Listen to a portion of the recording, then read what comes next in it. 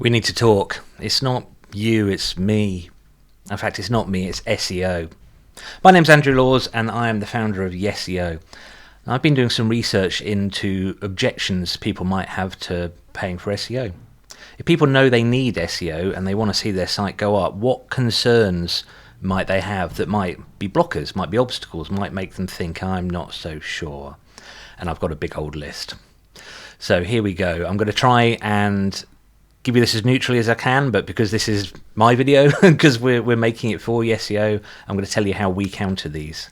Here we go. Objection number one, or questions actually. Let's call it questions. What questions, what difficult questions could you ask someone who you're considering hiring to do SEO for you? Okay, question number one, how do you measure the ROI of your SEO? That's quite an easy one for us. Are you getting more leads? Are you making more sales? If you're giving an SEO agency money, is it helping you make more money? It's quite a baseline thing. It's quite a simple thing. Pretty SEO, just getting lots of rankings but not increasing leads or sales, is kind of pointless and irrelevant. I think most business owners could agree with that.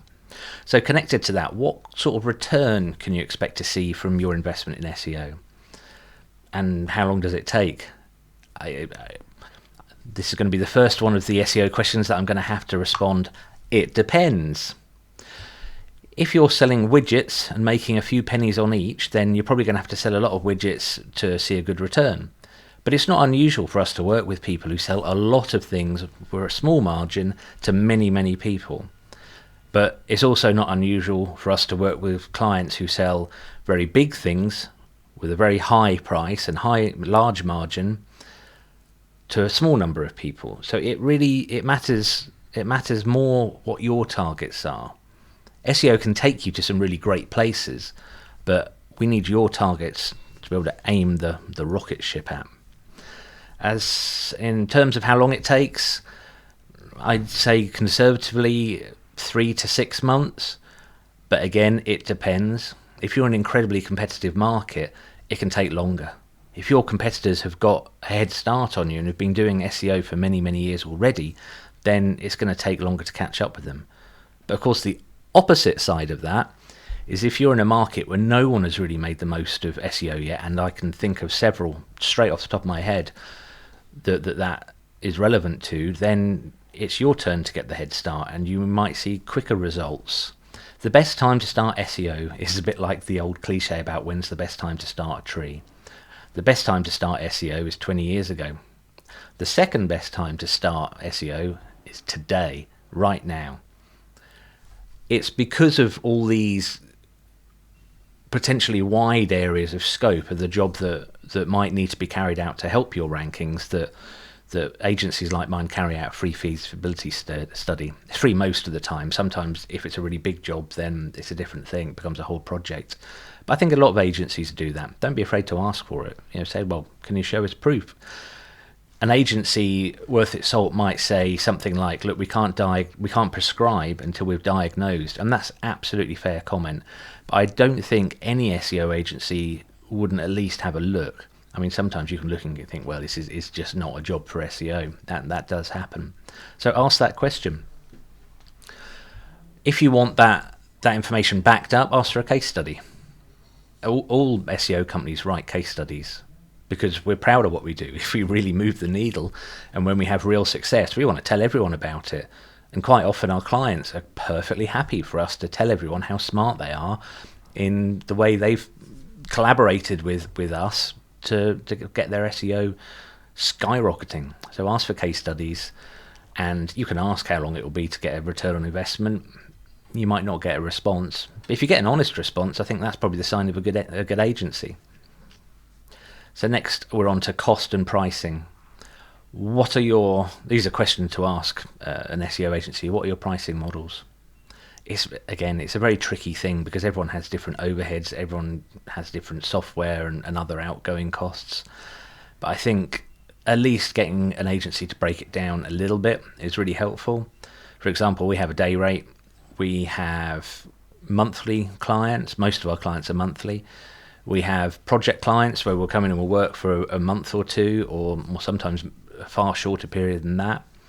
We have coaching clients who we speak to maybe once a month, and we have the hourly one-offs. So there's kind of something for all levels there. I'm going to be honest with you and transparent now. I've got some notes here because there's quite a lot of things that I want to cover in this email. Another question to ask is, are there any hidden costs to SEO? I think generally the answer to this is no. I'm yet to meet any peers who would throw in extra costs. I think once you start an SEO project, if it looks like it's going to require a lot more resource than you initially thought, then that's when we speak to the client and say, look, this job is bigger than we thought it was. How would you like to proceed? Quite often in SEO, you can get slightly faster results if you put a lot of resource into making changes, or you can spread those changes out over a longer time and potentially have to wait longer for bigger results. But again, it's not that straightforward. It all depends on the job in hand. For example, we worked on a project once where it looked like it was going to be a really big job, and when we started, the developers had done something that meant that the website wouldn't be visible to Google. That was quite an easy and quick thing for us to fix. On the other hand, sometimes when we start a serious SEO project, our clients' competitors can catch up with them. Sometimes it can take months, sometimes it can take years, in which case we need to step up the game now. We need to put more work into this. So I'm afraid, in summary, it depends.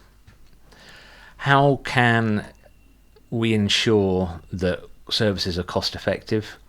It's another big challenging one, really. We try and make sure we give the best value we can to every client. But I quite like this as a potential question to ask another agency. What are you doing to perform efficiency and value? I mean, I'll happily talk to any of our clients about all the work we do behind the scenes for our project management to get things really pushing to try and get every little bit of value out of every bit of time and every task that we carry out for our clients. But it's a good question to ask anyone. I think it's a good question to ask anyone in any industry, not just SEO agencies. What are you doing to be efficient, to make the most of our investment? Nice question. So next we're on to strategy and customization. How you can ask a potential SEO agency, how do you tailor your SEO strategies? I think this should be an easy one for any SEO agency to answer. There are certain key things that have to be done for every client that we work with here at Yeseo. For example, we have this long checklist that we go through just to say, look, has this been done? Has Search Console been connected? It's just a long list. We call it our roadmap because we like giving things silly names. But the bigger answer is no two SEO strategies are exactly the same. There's always core things that are the same. Hey, we're always going to start with keyword research and then on-site auditing, and then there's always several broad stroke strategies that are the same, but no two clients are the same, no two sets of opportunities are the same, so no two strategies can be exactly the same. So everything is customized to every client, apart from that little first bit. A question which came up in my research, which is a little trickier to answer because the key word in this might have two meanings, and the question is, what are you doing as an agency for sustainable results? Now, the word sustainable has become very big in our world because it relates to things like community resilience, environmental and economic concerns. But for this video and for this article or podcast, depending on how you're consuming this, I'm going to answer it in a very specific way. Sustainable results, I'm going to use that phrase to mean consistent results. Now, consistently climbing is what we're going for, but things do dip in SEO, but we then work to get them back up. So sustainable growth, how do we do that? Well, constant monitoring. I mentioned earlier that a lot of our clients have been with us many, many years. It's because the opportunities available to our clients change all the time. New things about, look at AI at the moment. Everyone's talking about AI. I mean, in our industry, we've known about it for a while. In fact, a lot of tech industries have worked there for 25 years, maybe. But it's a good example of new opportunities coming along. Okay, so when something new comes along, what can we do? How can we exploit that for our clients? So we ensure results are sustainable by evolving and by staying very connected to the market and constantly looking out for opportunities. We have several things in place to make that happen. Again, to give you more technical details, I would have to make a far longer video, and this video is already running at 10 minutes, so I don't want it to be too much longer. Right, next one. What makes, you can ask this to any SEO agency, what makes your strategies different to the strategies of other SEO agencies? It's a lovely question, and it does put you on the spot somewhat, because the answer is really challenging. We are all working to the same algorithm. We're all working to the same set of guidelines from Google. So our approach might be similar to that of another SEO agency, but it's all the intangible extra benefits that we add in, and this keen eye for looking for opportunities that can make the difference between us and another SEO agency. But in the interest of fairness, another SEO agency might be stronger than we are on a certain aspect of SEO. It's all about finding the right fit, finding the SEO agency that you feel most comfortable with making an investment with, paying money to. I like referring it to as an investment because it is, and it's one that should pay back with a great ROI, but enough about that. So, next one. We're on to past performance, track record. Don't be afraid to ask your agency, how long have you been around? Everyone's really proud of how long they've been around. In fact, I've been guilty of this myself. I've been saying, I've been in SEO for this long. The reality is, if you're buying SEO, it doesn't really matter how long somebody's been doing something, as long as they have experience, and as long as they can show you they're working, show you some decent case studies. Something I like to do when I speak to prospective new clients is encourage them to ring my clients. Pick any of my clients. I'll list them for you. I'm not going to list them on this video, but if you're thinking of working for us, I've actually put it in the proposals we send out. Please speak to any of our clients, because they're the ones who are going to give you the answers from a non-tech perspective as to why they still want to work for us. And I would say it probably almost always comes down to being understood, which is a big part, being listened to. It's the fact we're proactive, and the biggest one, the most brutal one, is do we get results? And if we do, that's why our clients stay with us. When we do. Be more positive about that. So ask for examples that are relevant to you. I mean, one of the other questions is what type of businesses, what type of industries, what niches do you work with regularly? This one, again, is a challenge in SEO because many SEO agencies won't work with two companies in the same industry who might be competitors. We think it's unethical. If we've got this much resource to rank you at the top of Google, how are we possibly going to rank another company who do the same thing as you both at the top? We just can't do it. So that's our answer to that question. Another question you can ask prospective agencies is, what are they doing to stay up to date with the latest changes in SEO? This one, I would say almost all SEO agencies will give you the same answer as us. We read a lot. We stay connected to all the industry magazines. They're all webazines. Is that still a word we use? All the webazines in our industry. There is so much news and so much information constantly flying into the brains of anyone in SEO that it's just a natural part of the job, as it is for many other things. I can't imagine if you're a doctor that you still kind of, that you ignore everything coming from the British Medical Journal or whatever. It's a similar kind of thing in SEO, although thankfully we're not responsible for people's actual health. Right, I'm going to have to refer to my list here. So transparency and reporting is what I have next. Ask your agency that you're going to work with, how often do they report? What will the report contain? How understandable will the report be for anyone who isn't in tech? I can give you our answers. We tend to report once a month at the beginning of every month, and we say, this is what's gone up, this is what's gone down, here's what we're going to do this month, here's what we did last month. We keep our reports really concise. At the moment, and this video may date because we're constantly evolving our reports, at the moment we send a fairly meaty report, which we generate using a bit of software called SEMrush that goes into quite a lot of technical detail. That's just a PDF, and we say, here you go, here is this, and we will gladly talk you through what all of this actually means. But what we actually do as a report is we write a brief email with that executive summary that I just mentioned. These keywords have gone up, these ones have gone down, these ones we don't know what to do with yet, let's talk, here's the tasks we have done, here's the tasks we're going to do, and why. So from our perspective, we make it entirely non-technical. And it's a challenge because with SEO, a lot of it is very complicated. Right. What level of technical expertise is going to be required of you as the client to work with us? Some, but it's not necessarily SEO expertise you need to have in your head right now. A big part of the way we work with clients is to inform. We've got this thing, part of our vision is to democratize SEO information. It's such a powerful tool for business owners and people in marketing to have that we want you to use it. We want you to understand what we're doing, because ultimately you know what your strengths are better than we do, and we have lots of really good methods to get to know your strengths. But yeah, if you understand a little bit of the technical side, you can couple that with the technical knowledge that you have of your own business and your own industry to see new opportunities. We love that. We get a real kick out of that. So that's that answer. But say, ask away. Ask any agency. Look, how much am I expected to know? We have some clients especially the long-term ones, they get really into it, and they'll start spotting things in the news, changes in the world of SEO, and want us to speak to them about it. And we love that. It's great. It's Geek Club. It's fun. Right.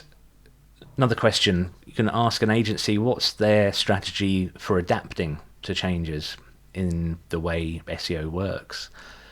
It's an interesting question because the answer can unveil the attitude to SEO and general optimization from any client. From any SEO agency or consultant. Our opinion on this is that SEO as a whole hasn't really changed for, 25 years.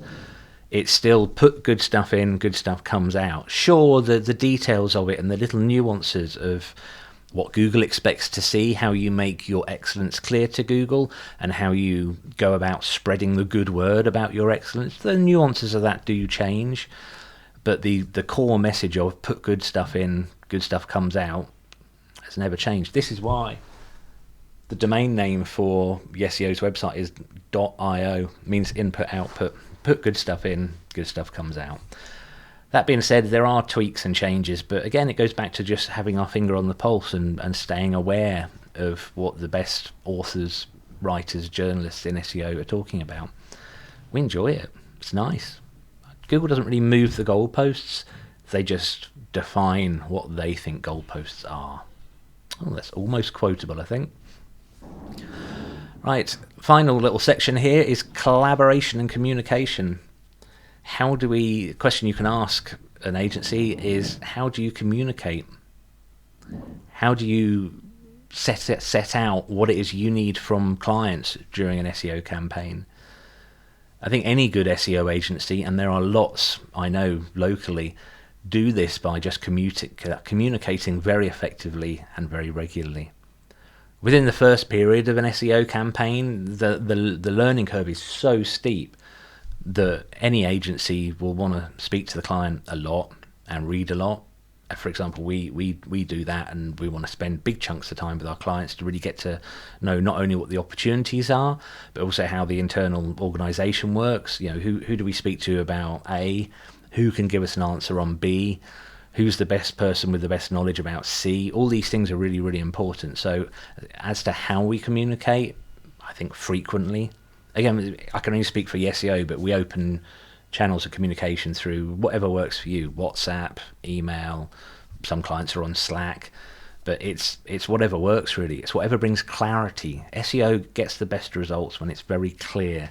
So whatever we as an agency and you guys as the collaborators and clients, whatever we can do to combine that to get the fastest results, we will do. Everyone has different communication styles. It's the way it is. So let's find the common ground. Let's make it work.